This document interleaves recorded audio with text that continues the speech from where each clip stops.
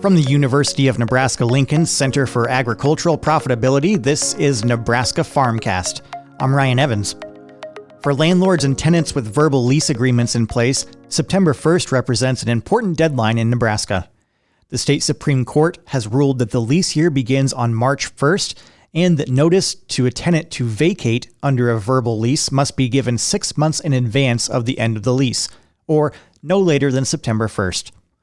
We'll walk through what this means for both parties, discuss the benefits of written leases over verbal agreements, and highlight the differences between cropland and pasture leases. Jessica Groskopf, an extension agricultural economist at UNL, has co-authored an article on our center's website at cap.unl.edu about terminating verbal farmland leases, and she is with me now. Jessica, thanks for joining me. Thanks, Ryan. So can you explain why the September 1st deadline is so important for terminating verbal farmland leases in Nebraska, and then who that deadline applies to? Yeah, so the deadline applies to anybody who has a verbal or a handshake lease agreement. So what we're looking for is to make sure that if you want to change the terms of your lease or terminate that relationship with your tenant, that you provide that notification by September 1st. So what happens if a landlord misses a September 1st deadline to terminate a verbal lease? How long is the tenant then able to stay on the land? So if you miss that deadline, that tenant technically has the right to that farmland and through the 2024 growing season. So it's really important that if you're interested in terminating, that you do get that notification in. Now, if you guys have a cordial relationship, you could mutually agree to terminate it, but that tenant does have that legal right without that formal termination. And this is based on a decision from the Nebraska Supreme Court, correct? The September 1st date? Yes. So this is state statute that requires this termination to happen, and it applies to all annual verbal leases regardless of the crop. So this is especially important for wheat ground, that we make sure that we're providing adequate notice to that tenant so that they don't do any of that fall work on that property. And you mentioned in your article that lease disputes can arise more often with verbal leases, understandably so. So what are some examples of common disputes over verbal lease terms?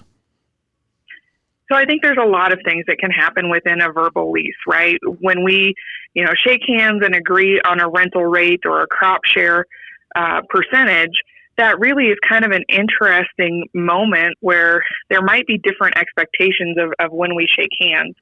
So one of those examples is sometimes we see that maybe there's certain expectations related to maintenance of like roadways or things like that, maybe small things, but that can cause a lot of problems in landlord-tenant relationships.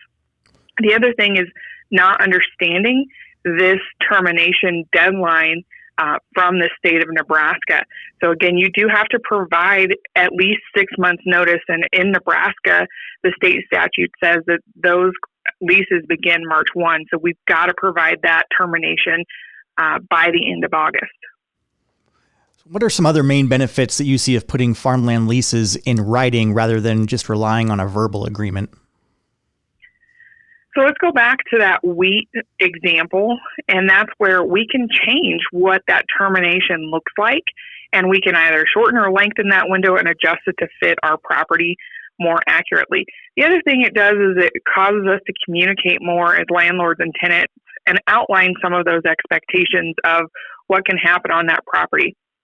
So I think it's really important that we actually do have a good lease agreement. The other component of written lease agreements is kind of from an estate planning standpoint. They provide a written document for your heirs. Now you might be sitting here going, I'm not, in my 80s or 90s. Why would I worry about that?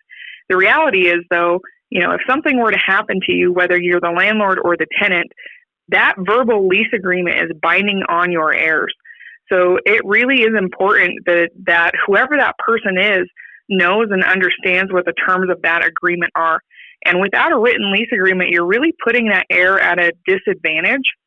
That situation just puts them in a very vulnerable place when they're grieving, and really puts them at a place where they're trying to understand everything that's going on, especially if you're within a production season. So not only are they worried about keeping that crop and getting it to grain, but they're also then worried about how to handle income and expenses and those kinds of things, and making sure that the terms of that arrangement are fulfilled. So I like to really think about them, no matter what age you are, as a part of a good estate plan. Great. And pasture leases work a little bit differently from cropland. So can you just highlight how the termination process is different for those on a pasture? Yeah, so if we're thinking about a typical grazing season or summer grazing season pasture lease, it does not have this 6-month notification requirement. Basically, it just leases from year to year. So it terminates when those cows are pulled from that summer pasture. And what other advice would you give landlords and tenants to just improve their communication around lease agreements and terminations? I think it's really important to set regular meetings with one another and provide each other with updates in a positive format. So, for example, if you have a landlord who maybe is a little older and prefers that face-to-face communication, making sure that you take them out to coffee on a regular basis and discuss what's happening with that property, especially as we come into fall and winter, thinking about how are we going to discuss the upcoming year with them.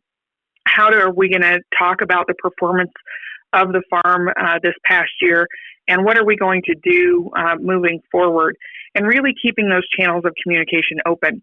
Now, if you have a younger landlord, maybe they're absentee, a lot of them are okay with a text message, but I think we need to be really aware of not only how much communication that we're providing, but the types of communication that we're providing, and making sure that it matches each landlord that we have. Great. And last, one resource that we often point out and that you write about in your article is aglease101.org, a website with some fill-in-the-blank lease agreement templates on there. Can you just give people a quick rundown of why that's a good resource, or at least a good starting spot for getting a written lease in place? Yeah, like you said, it's a really good starting place. And so what it does is it outlines kind of the basic format of a typical lease agreement in the Midwest. The reason I like it is it gives you ideas for what should be included, but ultimately we still want you to go to your attorney to complete an official lease agreement. All right, that's Jessica Groskopf, an extension agricultural economist based out of Scotts Bluff. Thanks so much, Jessica, for joining me. Thanks, Ryan. Nebraska Farmcast is a production of the Center for Agricultural Profitability at the University of Nebraska-Lincoln.